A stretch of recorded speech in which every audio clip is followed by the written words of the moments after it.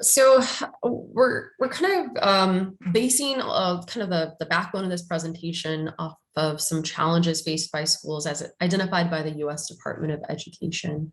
In our research, we came across kind of some of these challenges that were gathered based on a variety of research and kind of highlighting 7 key challenges in providing school and program-based mental health support across early childhood education, K-12, and up into higher education as well.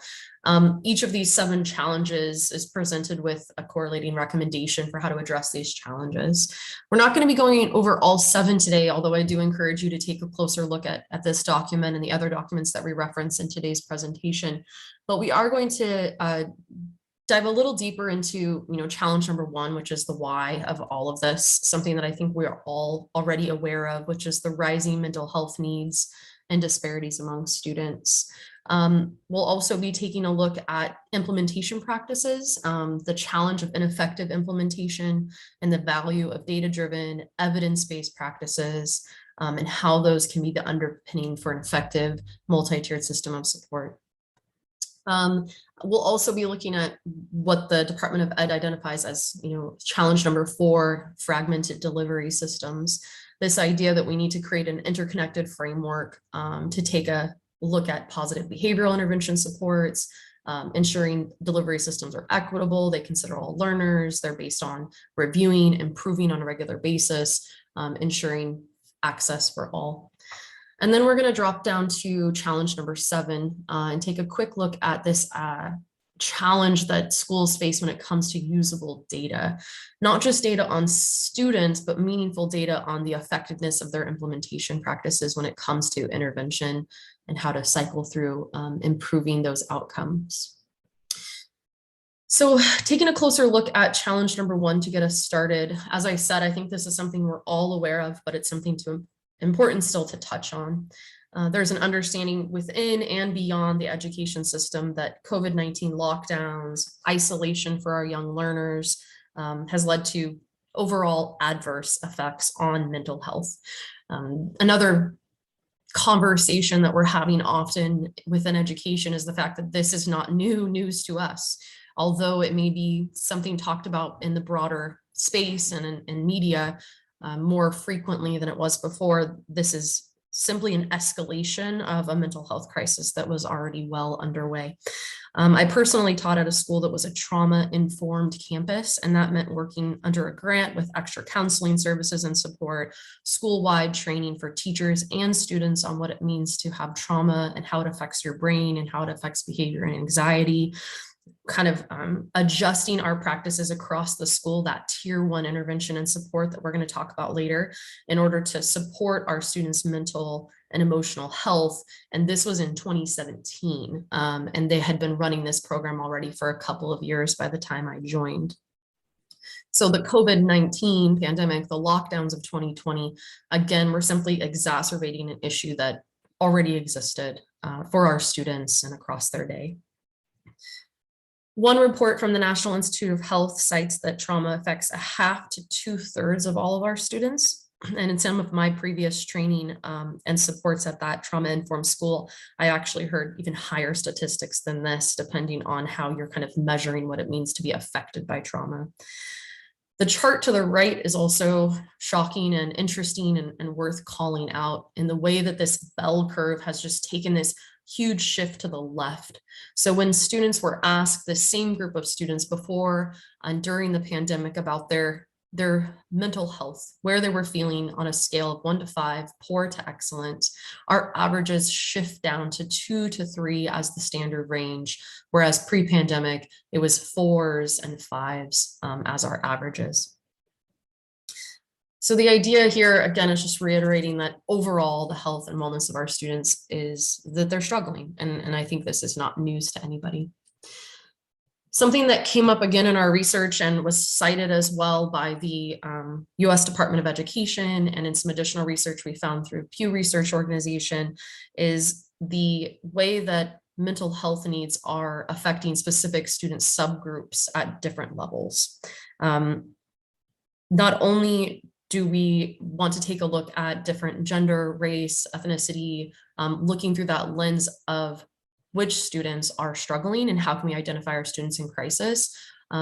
Both reports and additional surveys called out specifically our students who are identified as part of the LGBTQ+ community. This particular report from the Pew Research Center, specifically regards these students as LGB and how they subgroup them within their survey. And this trend, as I mentioned, is repeated. The important thing to note here is that 55% of this particular subgroup of the student population reported poor mental health, compared to only 26% of their heterosexual peers. And when it came time to actually seeking treatment and intervention or seeking support through some type of telemedicine, virtual support, 19% of this student subgroup actually sought out those services, compared to only 6% of their heterosexual peers. And thinking again about these subgroups, even within LGBT students, also there's a large disparity in the way that girls versus boys are reporting on their mental health. Whether this is because of the stigma related to boys acknowledging their struggles, or if this is girls are more adversely affected by some of the isolation and feelings of hopelessness that they experienced during the pandemic. Either way, we kind of are seeing some needs as associated to gender within those subgroups. So now we move into this question of what do we do with this information as educators? How do we recognize and find and respond to students who are in crisis? So the first kind of interactive opportunity for you is to take a simple poll. And one of the ways that we target finding and interacting and providing intervention to particular students is by monitoring them for keywords and key phrases. So we thought it'd be interesting to see if not only when the students are maybe going off topic or looking at something that's inappropriate, but when are they interacting with their devices in a way that is concerning for their health, safety, and needs immediate intervention. So 2 simple questions for your survey, your first poll. Do you know what KYS means? And do you know what FOAD means? So let me launch our first poll.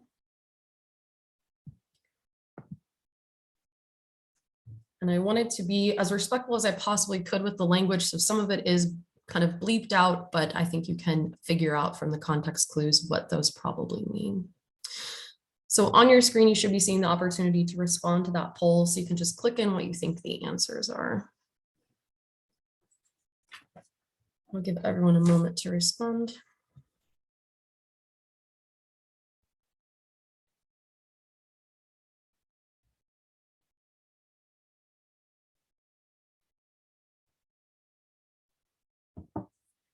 Okay. So we had kind of a variety of answers. Most people are pretty tuned in. About a third of our participants had an idea that KYS means to end your own life. So it was the second option on your poll. And FOAD means to F off and die. Obviously these are things that if a student is typing on their device, we want to be aware of them and we should be concerned about them and we should be providing intervention. But we want to make sure that we have the correct data in front of us in order to provide that intervention, and we know what our students are saying. So that moves us into our first example of how well-being can be used to support that step of the intervention process. What we can provide is the ability to screen for keywords and key terms that you may or may not yet be aware of. Within our well-being dashboard here, you can see that we have the ability to manage our keyword lists. And I'm going to dive into a couple of those features a little bit more specifically. So well-being is a feature set as part of our cloud suite of tools. And it runs as an application or extension on the student's device at all times and is able to capture any of their activity, whether they're typing these terms or simply viewing them. So if they type it and send it to another student, the student viewing the term would also get the alert. You, as the administrator of this program, have the ability to manage these keyword lists, meaning that you have the ability to modify and exclude based on your local needs. You also have the ability to create your own lists. So if you have a specific gang affiliations around your school site that are very localized terms, you can add those in here and begin to monitor for those to ensure that the students are safe at all times. Any lists that you create can then be granularly applied to specific groups or the whole school. So you have some ability to be granular in how you're applying these keyword lists to your student population. In addition to being able to provide your own keyword lists, we provide you with system lists. We have an extensive list of highly vetted input from different mental health professionals and agencies globally in order to generate things like that FOAD and that KYS that we may be missing otherwise. Each of the system lists is rated as minor, moderate, and severe. And again, you have the granular ability to apply these lists as you see fit to your student population, and then alert based on the captures from these lists accordingly as well. So maybe you only want an in-dashboard notification for minor, but you want an immediate email for severe. So what does it look like if a student runs into one of these keywords and they are a student in crisis or in need and intervention is necessary? What is the visual that you're going to receive? Here is what our captures look like. Instead of simply telling you they searched this term on Google at this time, we provide much greater set of data and visual, and our dashboard is meant to be very user-friendly for our counselors, administrators, teachers even. So this is not specific to our IT teams any longer.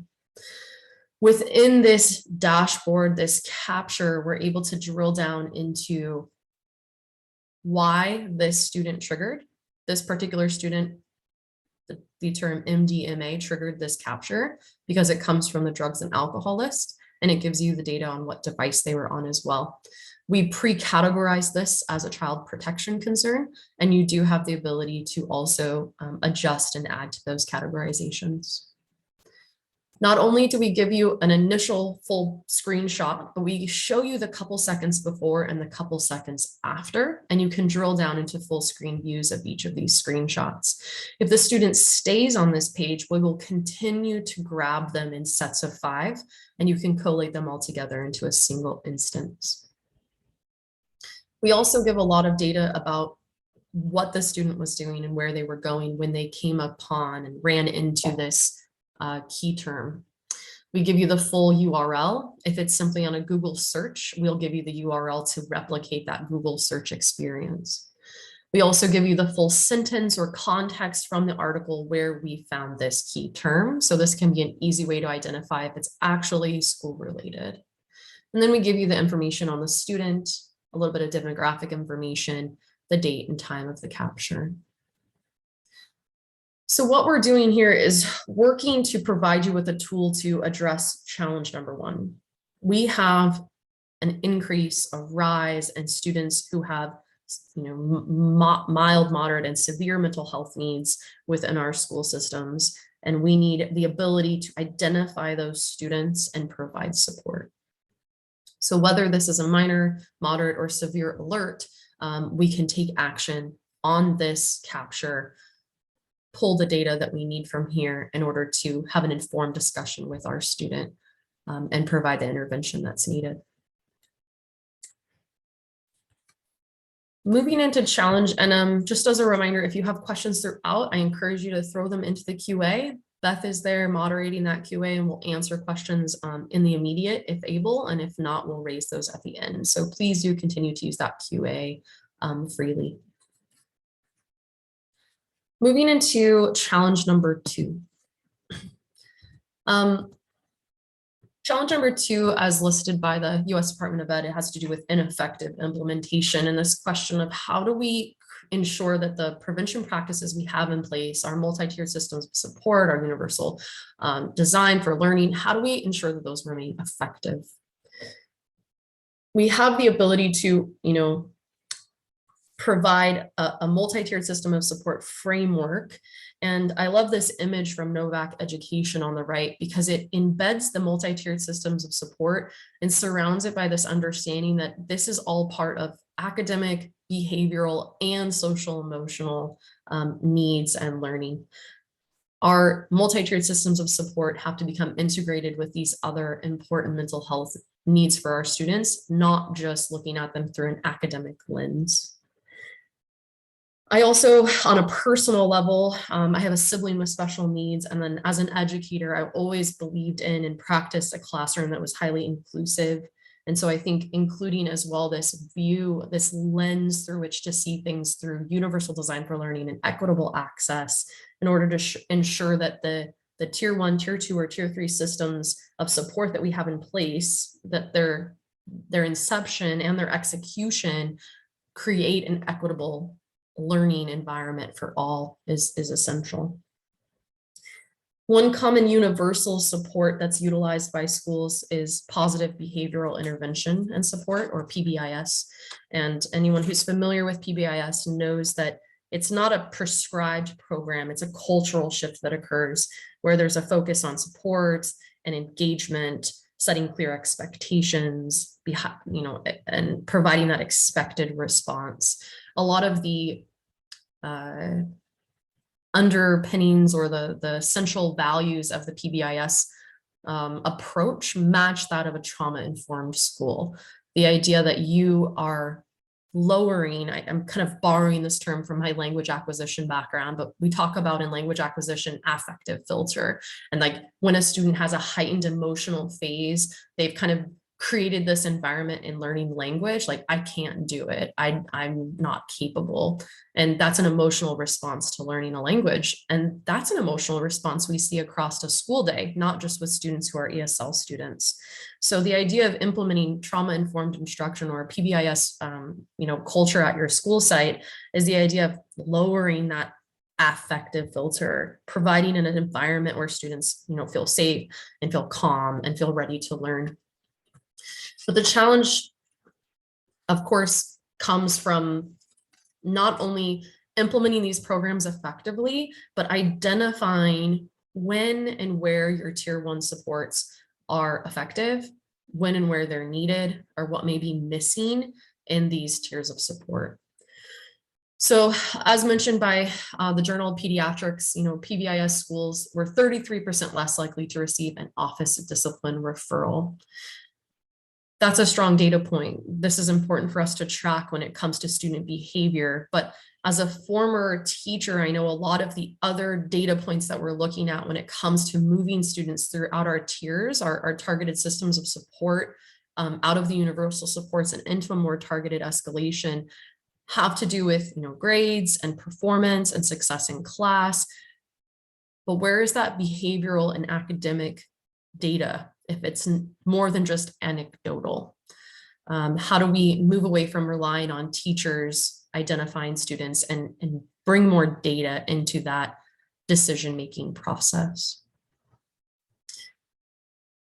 So that kind of takes us to our next poll. And this purpose of this poll is just to kind of get you thinking about your own implementation, how you are currently implementing multi-tiered systems of support at your own school site. Which intervention tier in your current program do you feel like you're effectively meeting your students' needs? Where are you focusing your energy and making sure that the students have what they need in order to access the curriculum and be ready to learn and feel safe and comfortable in your school environment? And where do you kind of need work, whether it's within a particular tier or identifying students when it comes to escalation? Where do we need reevaluation? For both of these, this is simply a poll, so you're just going to choose your tier. And I'm also asking you why or how do you know, just to encourage you to think about that. All right. So I'll wait about 30 seconds. And the poll's launched. If you want to take a moment to think about where you feel like you're effectively meeting your needs of your students and where you may need some reevaluation.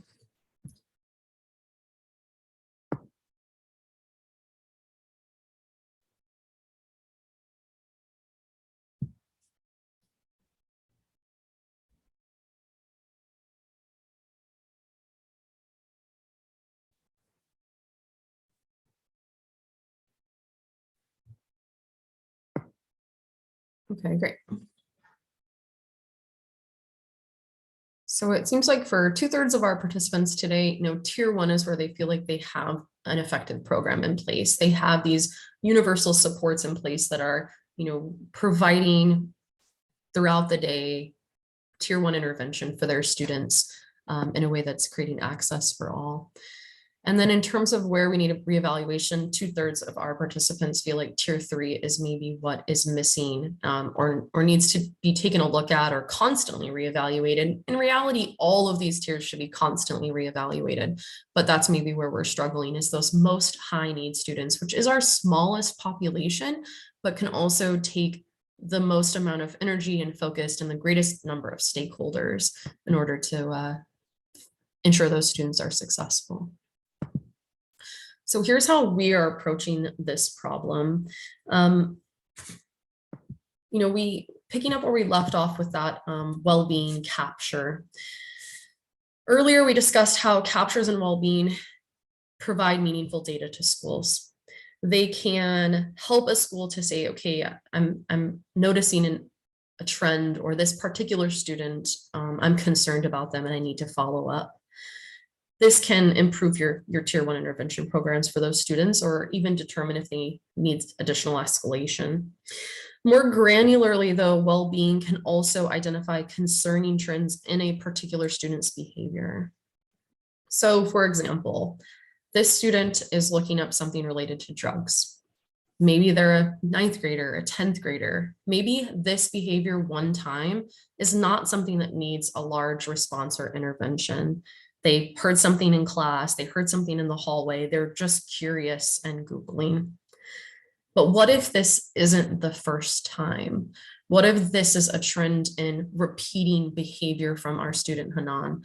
Or what if this is tracking with an escalation of behavior, both online and offline? What if the student is suddenly putting his head down in class or late to school or suffering in his schoolwork? And then we also find that he is extensively searching on a daily basis for data related to the effects of drugs or alcohol.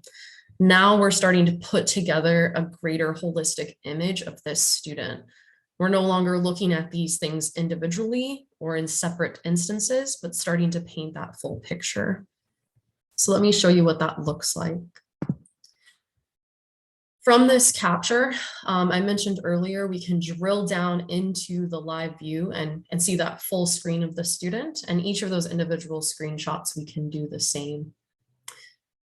Then the person who's managing these captures for the school can decide what step to take next. Is it a false positive? Does it need to be archived? Can we use the data from this to inform our keyword lists?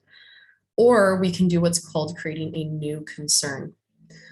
Creating a new concern will move this capture from our capture management over to Hanan's profile. Now we're starting to build a chronology. The screenshots are attached, the capture detail is navigable from there. We're able to add in any additional categorizations or identifiers that we want for future reporting. We can also add in any notes regarding conversations we've had with the student, instructions for next steps on this particular issue. And when we scroll down, you'll see that you can also add in the location of the incident, a body map. If it's something that you saw offline, maybe we didn't see something online. We saw Hanan had a mark on his arm that looked like something related to drug use. We could mark that here as well. And then alert groups like the counselors or individual counselors and push an email to them to say, hey, here's a new concern. And it now exists against Hanan's chronology. So when we navigate over to Hanan's backdrop, dashboard, chronology report, this is his profile in our system. We can see here a variety of instances previously related to substance abuse, as well as some offline behavior related to bullying and a change in demeanor. If I was assigned this as a counselor, I have the ability to go back to the initial concern, read any notes that are already there, add my own comments or loop in additional stakeholders, and go back to the initial capture as well. Once this has been created and saved, it cannot be edited. We can only add data to it. This ensures that it's a secure document that can be used even in a court of law if needed, as we have no editability, and we keep a full audit history of who's viewed it, who's printed it, who has taken action on it, or who kind of owns the next step on that behavior escalation. Again, once it's saved, no editing ability. So what we're doing is we're moving away from looking at things in isolation. We're moving away from saying, one time he looked at drugs, we referred them to the principal or counselor, we provided him with feedback, and then we moved on. And we're forgetting that incident that happened in February when we speak to him in March, or we're forgetting that incident in February and March when we speak to him in April. And instead, we're starting to build out a holistic view of Hanan. This is no longer about a single incident. This is about repeating, escalating a trend within this particular student that rises to the level, in my opinion, of a much greater, more immediate intervention. So challenge number 2 was about ineffective implementation. And respondents in our live audience today acknowledged that looking at our students who need that tier 3 support or reevaluating that escalation to tier 3 can sometimes be a challenge. Here, what we're doing is pulling in the essential data you need to inform those conversations. We can pull in the students' demographic data from your student information system. We can pull in our online behavior that's concerning and alerting around the students' viewed or typed words. And then we can pull in their offline behavior as we're giving teachers a secure place to log their observations and concerns about that student's behavior in order to understand the context for what they're looking at online. Challenge number 3 has to do with fragmented delivery. So we talked already about this idea of multi-tiered systems of support, PBIS, equity, access, drilling down into individual student behavior, and escalating behavior within a particular student in our student body, our student population. But what about this issue of data residency and responsibility? How do schools, or how does your school, take a holistic approach to student health and well-being when our stakeholders and their relative input may reside in lots of different places? In the example I gave, there may have been a teacher, an IT technician, a counselor, a principal, all involved with touching, looking at, and responding to that concern. So how do we do that in our schools and prevent ourselves from incidentally creating a fragmented system? As recommended by the US Department of Ed, there's a need to move away from what they call co-located programs. And by this, they mean the ad hoc programs where we have mental health professionals and counselors and individuals that become involved at tier 2 or at tier 3, or sit outside of our regular intervention and programming and teaching and coaching and training, and only are brought in on a case-by-case basis. Going back again to my experience at a trauma-informed school, every teacher on that campus became a trauma-informed educator, not just those whose individual students needed to be sent to a counselor. So the idea of bringing this all together, moving away from co-located programs and intentionally integrating our systems, education, health, mental health, so that these frameworks can incrementally become better and we can continue to analyze the data and ensure that we see improvement. I'm not going to spend too long on this image, but I do think it's a great visual for some recommendations and kind of to get you thinking about what that means to create a truly interconnected system or framework.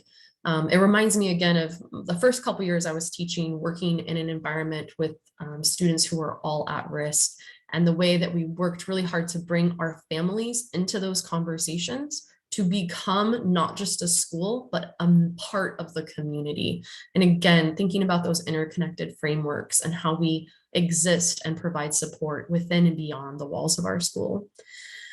Teams must be integrated. I mentioned earlier, we can't have different systems and different processes for our admin versus our counselors versus our teachers. There has to be cohesion among these groups. Data must be used in our decision making. There has to be clear intervention and support for every tier. I really like that concept. The idea that students don't, become eligible for mental health support, that they are provided with it as part of our multi-tiered systems of support at every level. So let's pause again, just to get me to talk a little less and take a breather here. So your current data collection methods, let's think about those for a moment. How many different sources of data are you using to assess students' well-being? How many different teams are involved in that data collection process currently? Let me see if I can get my menu here to launch the poll.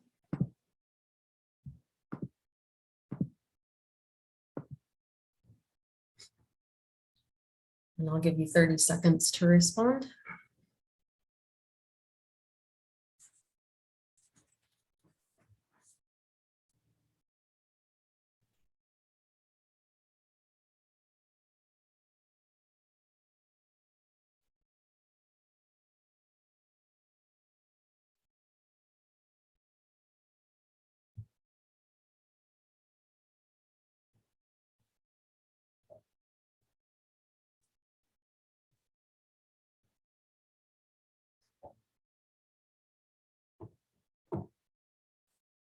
Okay, 10 more seconds if you want to participate.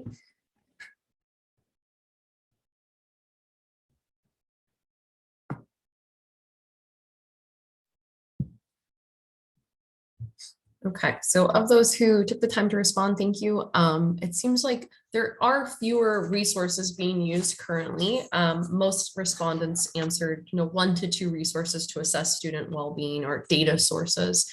So I would encourage you to think about that when you're back at school. Encourage you to take a look around your classroom or your school site if you're an administrator, and consider where you're missing data, where there's data available that you could be collecting in order to inform individual student response or school-wide response in terms of the programming that you're putting in place. Are you tracking students online? Are you tracking students offline? Are you also taking a look at their grades, their behavior, assessing, their progress academically, et cetera? And then how many different teams are involved in this data collection? The average answer was 3 to 4, which I think would fall in line with most school sites as well. Between IT teams that may be involved with some of this online data collection, our counselors who may be involved with some of the escalation, our teachers who are interacting with our students on a daily basis and really essential in this process.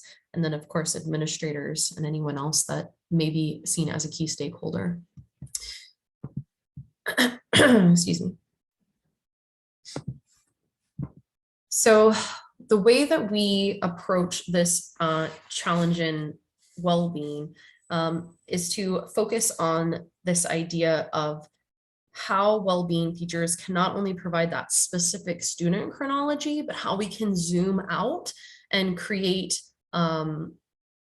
meaningful, reportable trends for the school site or for a cross-section of students within the school. So let's take a look at how that's achieved. I mentioned already that we have here this reportable chronology on Hanan as an individual student. We can drill down into that report if we want to take a look at something specific in his behavior, or we can, take a look at the summative, ring around Hanan and kind of get an idea of where things are at and where he's struggling.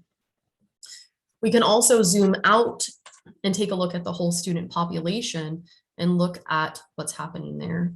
Here are all the students that have been brought into the system, as well as relevant demographic information that you may want to filter by, whether that's the school year they're in, gender, whether they're seen as a student at risk, their EL status, etc.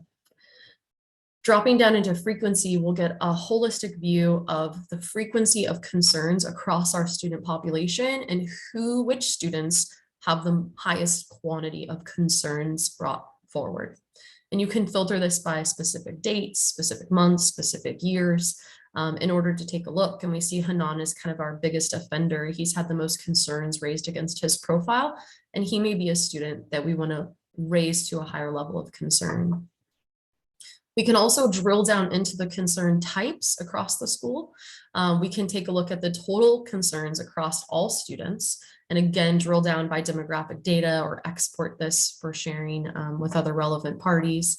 And then we can also look at timeline. There's a lot of data that supports that students who are students at risk or who are struggling with at home, we're going to see an increase in their defiance or off-topic behavior leading into winter break or summer break. So we can start to look for those trends within our student population. We can also look for it by category. What types of concerns are being brought up the most? Where do my teachers need additional training? Where do my teachers need additional support with the types of concerns we're seeing from our current student population? And we can look at them by year group. Which grade levels are struggling the most? Which grade levels are bringing up the most concerns? And we can see here at 6th grade. We can use this data to inform the conversations we're having about the universal interventions we're putting into place for our 6th graders, the programming that we have in place as well. Here we see that it's the majority of child protection concerns. So let's drill down into what that means. What are the child protection concerns that are being presented?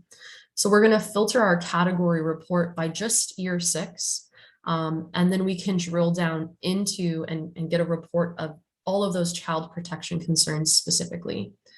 We have a chart that lets us know the subcategory within that concern. And we can kind of tell at a glance here as well that it's substance abuse. Substance abuse is coming up again and again for our 6th graders. That's the category that we are most often alerting to offline or online behavior. So we have the opportunity to use this data to say, we need to be providing intervention to our students in 6th grade or training to our teachers in 6th grade or have more school-wide programming at the end of 5th grade in order to answer these questions, address this curiosity, or provide students with the positive strength and confidence to avoid situations where drugs or alcohol may be present.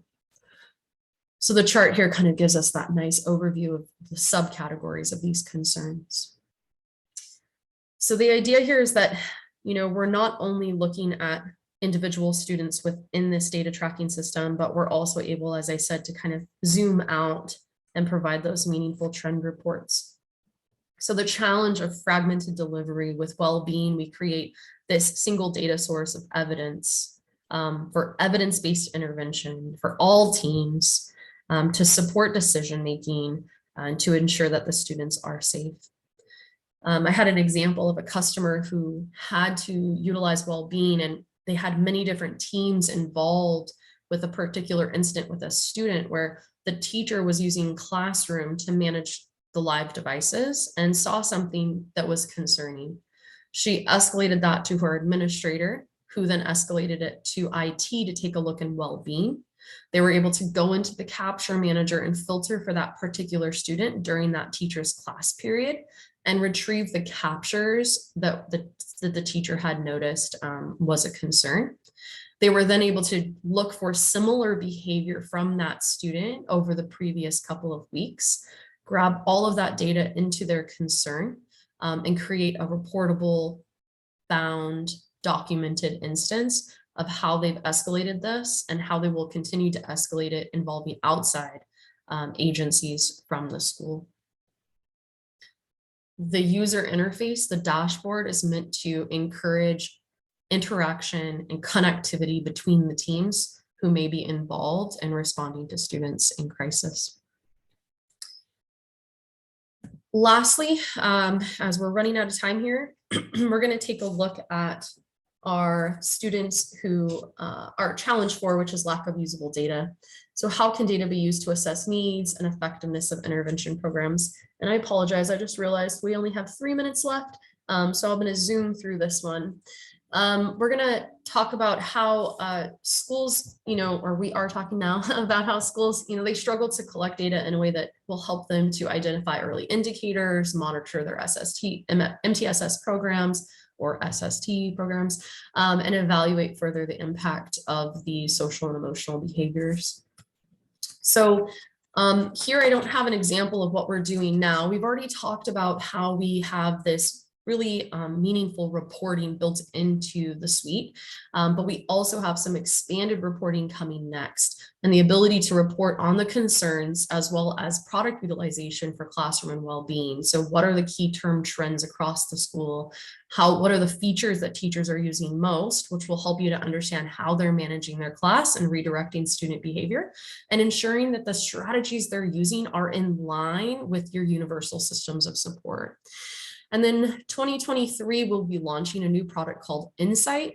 This will give us the ability to not only report on well-being, but to start reporting across our cloud suite, looking at data points from well-being, from classroom, from our filtering, our demographic information from our student information system, and drawing out this purpose-built reporting product that's meant to present back to you trends and insights into your students' behavior.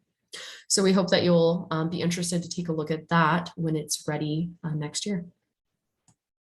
So in terms of challenge number 4, or the 4th challenge we talked about today, lack of usable data, just want to highlight that we see the value in data-informed instruction and data-informed practices, and we are working hard to ensure that our product continues to grow and stay on trend with the needs of school sites when it comes to intervention and support.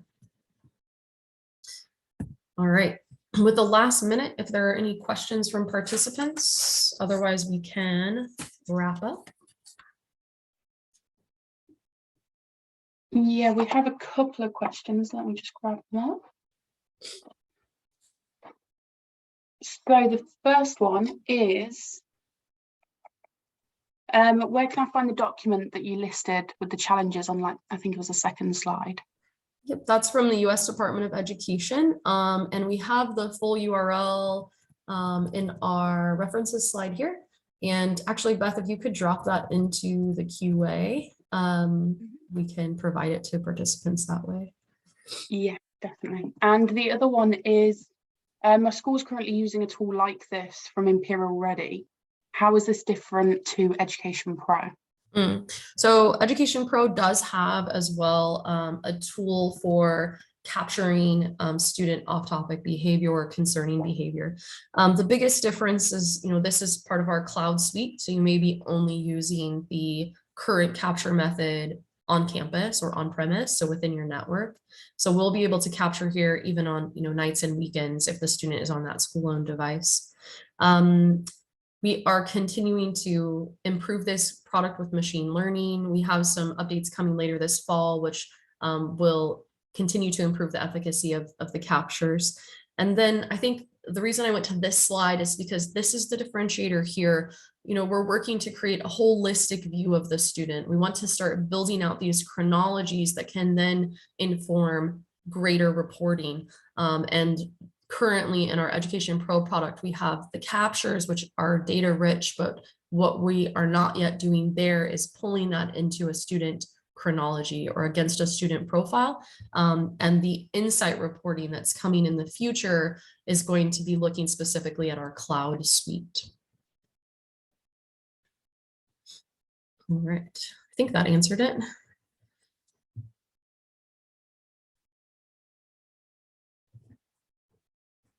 Okay, if there are no other questions, I think we can wrap up there. Thank you guys for those of you who attended. I really appreciate your participation today. Those of you who are listening on a recording, here is my email address. If you have any questions about today's presentation, please reach out to your account manager. If you don't know who your account manager is, you can email customer@imperosoftware.com and we will connect you. If you just want to talk to me, you can email me, ktrujillo@imperosoftware.com. And we look forward to speaking with you. Those of you who are participating live today, we do have a final survey. If you'd be willing to take it, it will appear in your browser as I end this session. Thank you guys and look forward to next time. Take care.